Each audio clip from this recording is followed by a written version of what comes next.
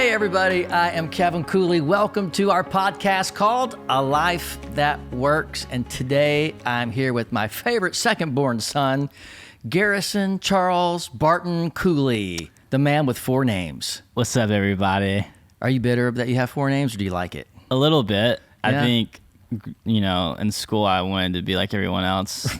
But then I realized that just wasn't possible, so I needed to embrace what was given to me and just go with the flow. So, do you feel like you're working through it in therapy? Yeah, he's really, helping me through that one. So, yeah. All right, so this is my second-born son, Garrison, and obviously he's quick-witted. He does have 4 names, as does his older brother. Yes. Yeah. We just thought, just the middle names. I don't know if you need 2 middle names. It's very dominant. Yeah. Yeah. You're a dominant or something. force. I don't know. Yeah.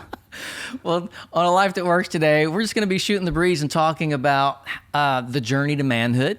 We're going to talk also about how do you have a relationship that works with your adult children. And by that, we mean they're your children, but they're adults now, of course. So, which you're my youngest at age 21. Yes. And climbing. So, what would you say has been... I feel like we have a pretty good relationship. Yeah, we do. It's not perfect, but it's healthy. Mm-hmm. You agree? Yeah, I agree. I think it's a lot better than a lot of people or my friends that they have. Like, how's it different? I think it's different because one of the major differences is that I think we still are like sharing our life together. Yeah. It's not like my life is just a separate thing that now you're just like not a part of. Mm-hmm. Because with a lot of people or my friends, it's just completely separate of like, they're adults now. They're and like, so deuces. it's like, peace, you're not in my life anymore. I don't need you anymore. And that's sad. But it is sad. And I think with our relationship, there's always been the respect between us of you're not going to give me advice unless I ask for it, which I think, is super important because when there's a lot of pressure, and we're already as young adults trying to figure out for sure what being an adult really means and finding, I guess, a deeper purpose than just going to school and playing sports. There's a little bit of a deeper meaning to life than that. We're trying to figure that out. Like so, paying bills. Yeah, and other things like that. Which, that is still, a struggle. So when there's added pressure from places that you feel like are supposed to be really support systems for you, sometimes the easiest thing can be to just like push it away or shut it out. So I think there's just like, with us, there's that mutual respect. Yeah. So I think that helps. I will say it's hard to not give unsolicited advice because since I'm at least twice your age, maybe a little more, I feel like just because I've lived a bit longer, it's like I know some things that could help you, but it's kind of like if somebody isn't hungry, don't offer them food or they'll eat when they get ready. Because you're really good about when you are ready, hey, Dad, let me ask you something about this or that. And I appreciate that. Yeah, and I mean, like, you stopped, like, force-feeding me. Right. When I got to a certain age. And there's a reason for that. 20 and a half. No. Okay, maybe 18. It's like last night you stopped force-feeding me. Just before this podcast. Yeah. You, like, clothed me, too, like, right before this podcast started. Laid your clothes out. Yeah. I'm kidding. So, no, but, you stopped force-feeding me, or you stopped feeding me. Yeah. Like, it started to become my decision to eat. There you go. And it has to be that way with other things as well. Like, ooh, that's good. So it has to be my decision now to, seek wise counsel, seek when I got my first like real job that wasn't for you guys, I had no idea what a W-2 form was. You know what I mean? And so like I called Mom, I was like, yo, they gave me this like weird paper. Like I don't know like what this is. Like I don't know what to do with it. What do I do with this? Yeah. I like sent her a photo of it. Pay your taxes. Yeah. And she was like, oh, there's these things called taxes. And so, but that was a great thing of like, if I wouldn't have asked, I wouldn't have known. Right. And if I didn't, pay my taxes, that would not be good. So I pay my taxes. But He does. but yeah, so No, that's good. All right. So what would you say to maybe parents that are listening? Because I'll say this, that I love being a dad. I've loved every part of it. I loved coaching soccer. I've just loved it all. I've loved reading the stories at night. Tucking, when you were little, you'd put yourself to bed and then you'd holler out, "I'm ready to be tucked in." And we'd come tuck you in, pray and read a story. Oh, I loved all that stuff. And then, you became a man like overnight. So, but I will say that the hardest part of parenting has been that 18 to 20 something range because nobody tells you. You think it's going to get easier. You think, oh, I had toddlers. This will be easy. No, being a parent to young adults is more of a challenge.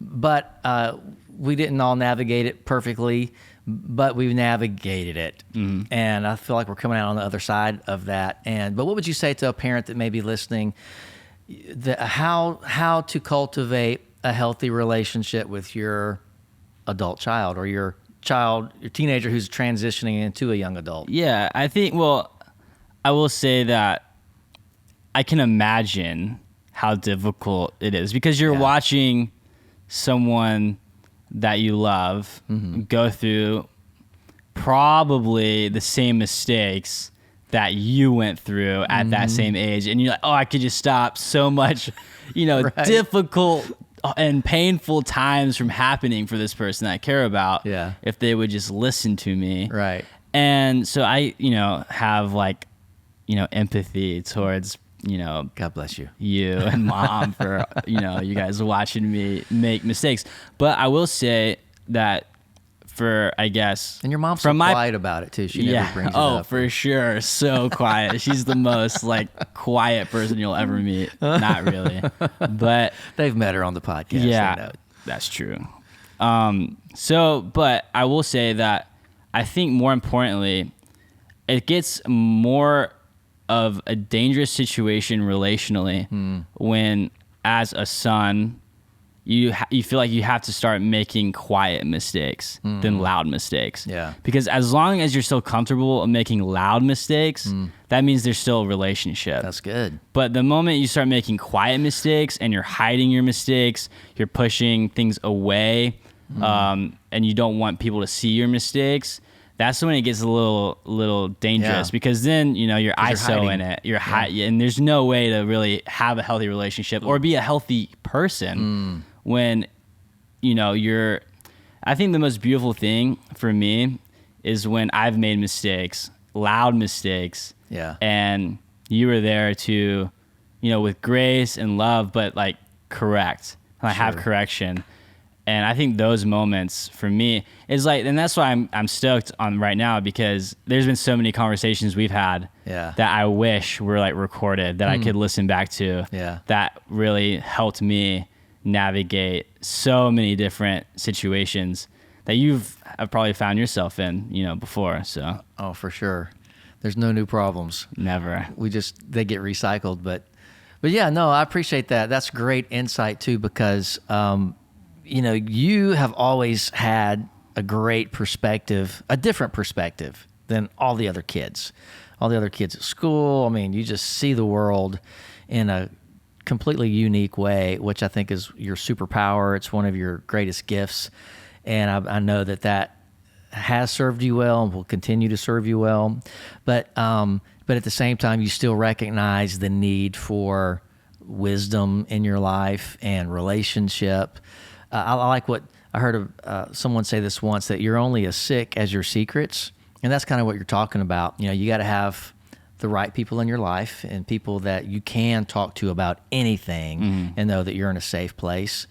Yeah. A lot of kids probably don't feel that way from their parents. Yeah, and I think a lot of, my friends and people that I know get all their inspiration or direction from people that they see on social media or people that they look up to that they don't even really know, but they think they know. Right. And so then they have this persona about, whatever they're doing.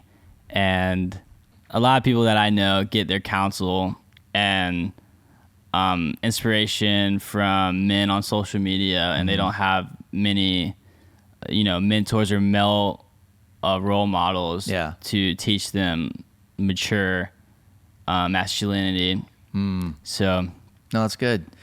So, Garrison, when you and your brother were little guys, I started teaching you from a young age about the 4 components of being a real man. Yeah. And, I'm fortunate that I have had and have a good dad. I don't know that he would say that about his own experience. He loves his dad. His dad's in heaven now, but but he wanted to do better, and he did. And so, of course, I wanted to take it to the next level. I got 2 boys. I want to be a great dad. And so the 4 things that it takes to be a real man. And the reason I taught you these things is because I wanted you one day to be able to say, all right, I am one. So let's go through them. Yeah, so the first one is real men take responsibility. Yes. Real men reject passivity. Yes. Real men lead courageously, and real men accept the greater reward. Very good. And I got that from a great little book called Raising a Modern Day Knight. And I feel like I've done that. I wasn't a perfect father, but I was a good one. Yes, you were. And I know that because you're such a good guy. I'm trying to be. Proud of you. You're I think, amazing young man. Yeah, and we did the manhood ceremonies too, Yeah. which still to this day is such, I think, of a foundational part of my life. I think it helped build the foundation of, I think, the goals of who I want to be as a person in every area of my life. So I think those 4 of like just also, it's one thing to hear that and have that being told to you, and it's another thing of watching somebody live those principles out. And I think I'm lucky enough to have a dad who I got to watch like live. Stop it. Yeah, just live all of those. That's very encouraging. Yeah, live all of those out. And because I've always been like that kind of learner anyway. And so I remember when I was like 10, maybe. How old was I? Do you remember? When we did the first manhood ceremony. Oh, you were younger than that. I might have been 8 or 9. You were about 8. Yeah, and we were in Oregon. Yep. And it was a powder day on the mountain. Slopes. And I was skiing at the time. I now snowboard because I've gone to the light. But but at the time I was skiing, and I went down my first black slope. Yes. And I'm going down, the trail, and it was called Eagle's Flight. Correct. Eagle's Flight. And I remember I fell a few times, but you were right there with me, like chopping down the trail. And I remember I almost gave up, and you were there to encourage me, and you were like helping me lead the way. And I think, and you've always been there through all of the different ceremonies of the things that I thought like starting off I couldn't do. Yeah. And then by the end of the trip, I ended up doing the thing, that I thought was impossible for me to do. Yeah. And I think just those memories of looking back of, I can remember, I've done something like this before when I thought I couldn't do this. Oh, yeah. And that's good. And I did. Right. And so I can apply that to every other area of my life when I feel like I can't accomplish something, I can't do something, or I'm too weak in some area. There's always that memory that's of, good. I did hard stuff. Yeah, I've done something before when I thought I couldn't. So I can do this now. That's awesome. So we keep talking about, these manhood ceremonies that we've done.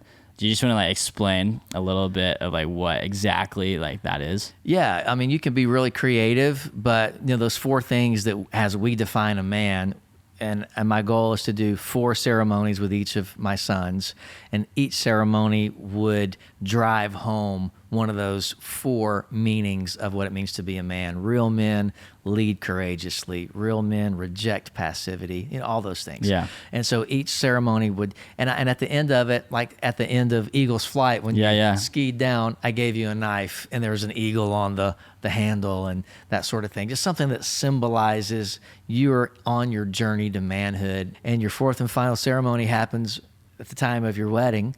It's just something that symbolizes, they're like road markers on the way to manhood, so that when you are 21, that you're like, I don't have to wonder if I'm a man. I know I'm one because I have the mile markers to prove it. Yeah. And I pray you take that with you through your whole life. I know you have some goals and ambitions even now, and I want you to continue to think you can do it, because I think you can. Yeah. So, all right. So speaking of hard stuff, I went on a trip recently with some friends, Mm-hmm.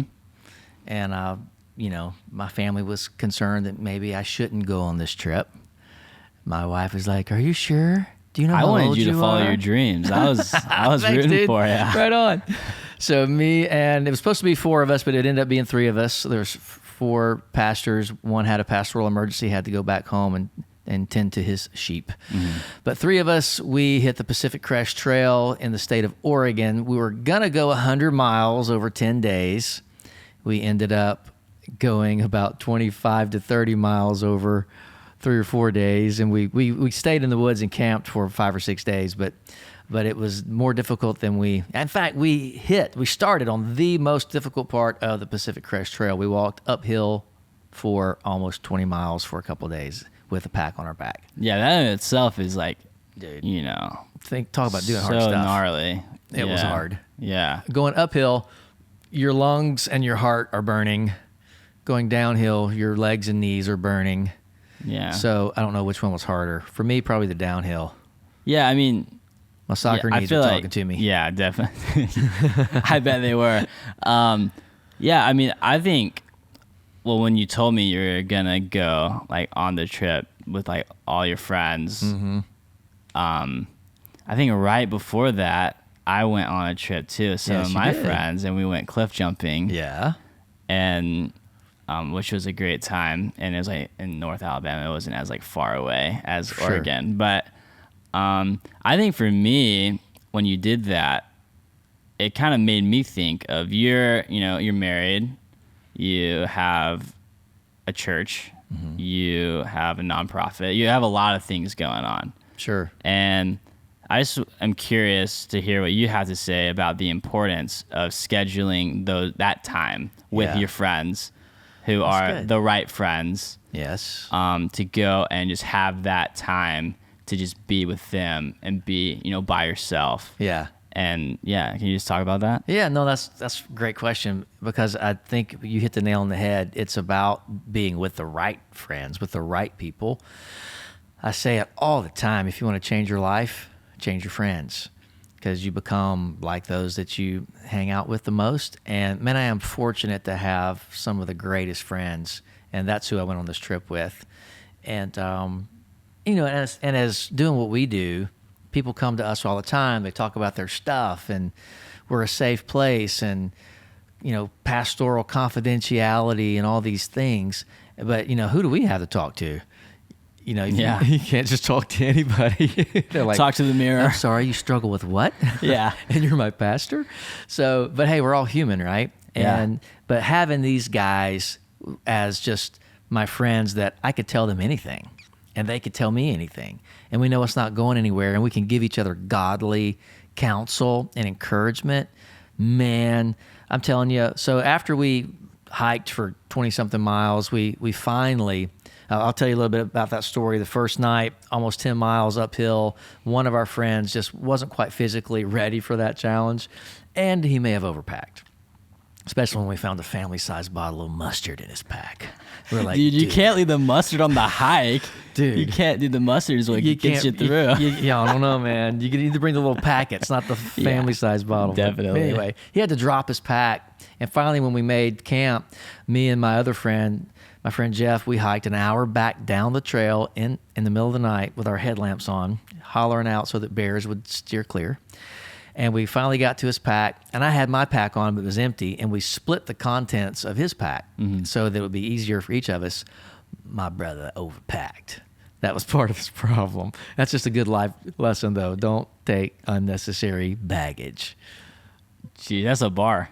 Don't take unnecessary baggage. On the journey, for sure. So, what do you think was some unnecessary baggage that you feel like you left there from that trip coming back, just from, you know, Dude, being, that's a deep question. Yeah, that's that is. good. Yeah, That's awesome. I will say this: if you do have unnecessary baggage, and most of us do, sure.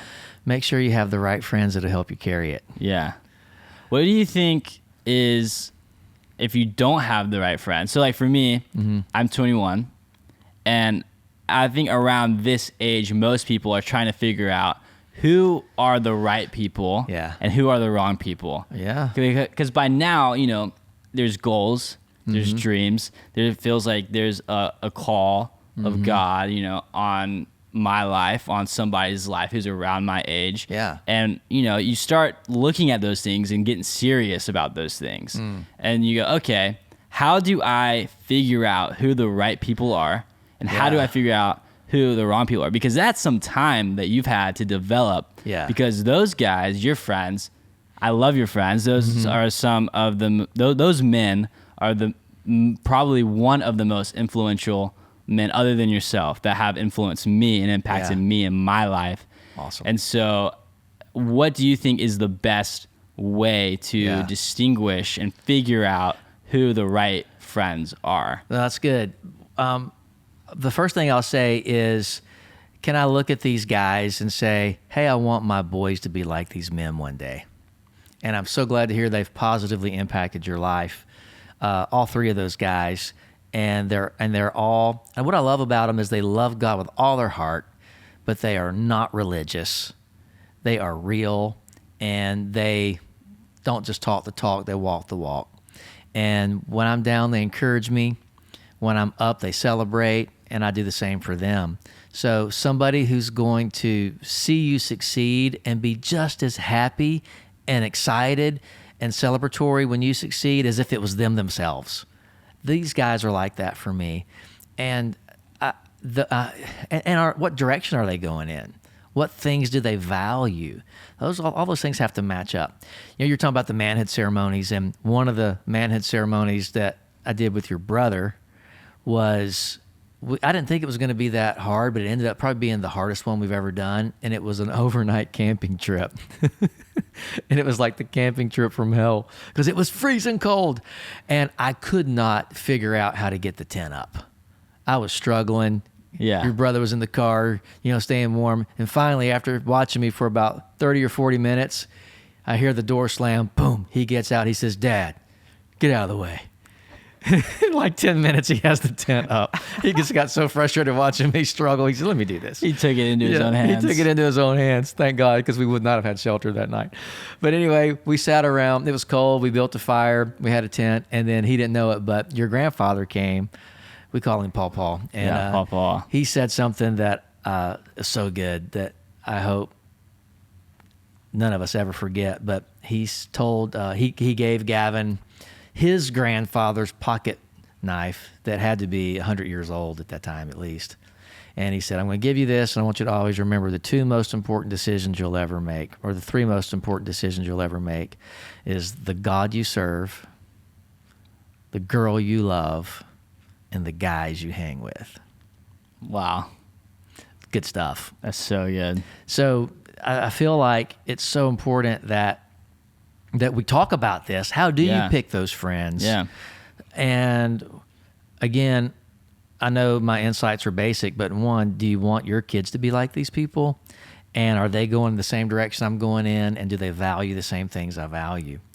Do they serve the same God? Do they marry godly women? And are they just good guys? But what about you? What do you feel? That's so good, because I think one thing that I found for myself of kind of just trying to figure out, you know, how to surround myself with the right people is when I reflected on who my friends were, which I do have great friends. Right on. Shout out to all the friends. Yeah, shout out to all the homies. But yeah, when I was reflecting on how do I get the right friends, for me, it started with, I want to surround myself with people who inspire me. That's good. With people who are better than me, and people that I look at and want to be like. There you go. And You know, if I don't want to be like that person Yeah. in whatever, you know, way, Right. then for me, that was an indicator of they might not be the right, The inner circle. the inner circle. Yeah. And because, you know, I think you are, you know, who you hang around with. I've heard that from you my whole life. Yeah. And, you know, and so if I don't want to be like them, then I shouldn't be around them because you are Right. who you hang around with. But I love the thing of, you know, I don't have kids yet, but I love the, you know, that statement of do I want, you know, my kids to be like these guys? Yeah. And because I think that is even deeper than do I want to be like these guys? Ooh, wow. Yeah. You know, because that's who just you a love the different most. level of, Yeah. and I can't even really wrap my head around that yet. Right. But I can appreciate like where that comes from. So, But yeah, just as important as it is that you get away with the right people from time to time, it's also important who you get away from. yeah. Change your friends, change your life.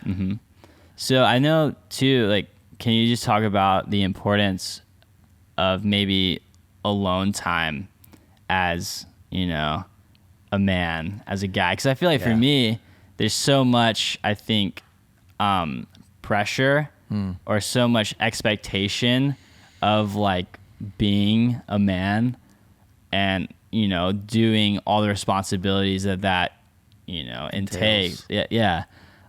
So what do you think is the right time to get alone? Yeah. Because there's wrong times and right times. No, that's for sure. So, and Your the mom's taught me importance of that. that. Yeah, right. I bet she has.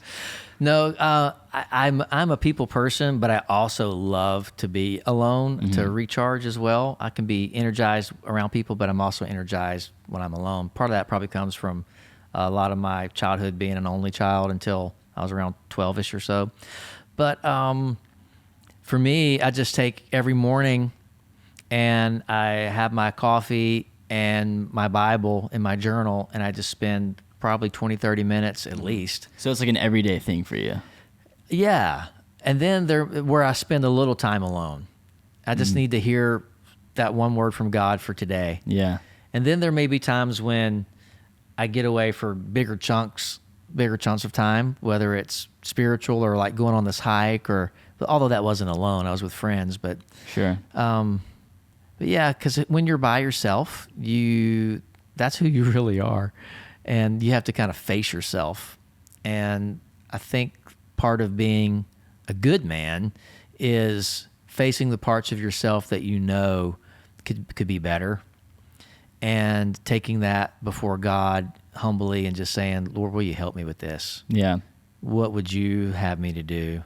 What do you want to say about this part of my life? And having ears to hear what he's saying, and then when you come out of that alone time, applying it. Just apply the Nike principle and just do it.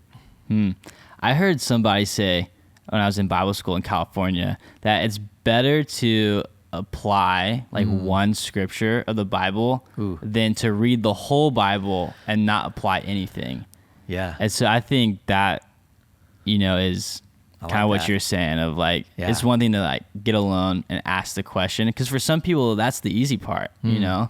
For some people, they enjoy that and Yeah. might not have to be a thing they have to be intentional about. Right. But, you know, for some people, that's the easy part. And the harder part would be, okay, Yeah. I have the answer now. What am I going Right. to do with that? That's And really probably the hardest applying part it. for all of us. Oh, definitely. Which is why James in the Bible says, don't just be a hearer of the word, but be a doer. That's really good. Yeah. So it's Yeah. like, is that easier said than done? Oh, 100%. Oh, there was so many times I was just out surfing, Yeah. and that was just kind of like my alone time, where I I just bet. go, I surf, and I just liked the sunset surfs just because it was more doable for my schedule, and I just enjoyed beautiful. it. It was beautiful. The surf wasn't always the best, you know, in the afternoon, but made it happen. Yeah. But yeah, that was always, I think, times where I had those aha moments with myself of just like growing and being like, okay, that's like the childish, Right. you know, part of me that it's time to let go of. Yeah. And it's time to grow in that area. Right on. But, you know, then the applying, it's easy to go and surf. It's a lot harder to leave that, you know, moment and Right. place and really apply it. With something on your to-do list. Yeah, exactly. All right, so put a bow on the show for us. So talk to our listeners, tell them, all right, whether they are a parent or whether they are a young adult, just give them some parting words or thoughts on how to improve the health of your relationship with either your adult child or with your parent. Yeah. I think, the most important thing is staying in the room. Oh, that's good. Staying at the table. It doesn't have to be pretty all the time. It doesn't have to be, in the room 24/7, physically. Right. But I think emotionally, staying connected is so important to have, because you can't have a relationship with someone if you're not like ever talking to them or like doing things like, if I stop breathing, I'm not breathing anymore. Yeah. And so staying in the room, keeping the relationship alive, I think is the most important thing, and not being afraid to, ask the questions that you're thinking. Honesty, transparency. Yeah, honesty, transparency. Yeah, that's good.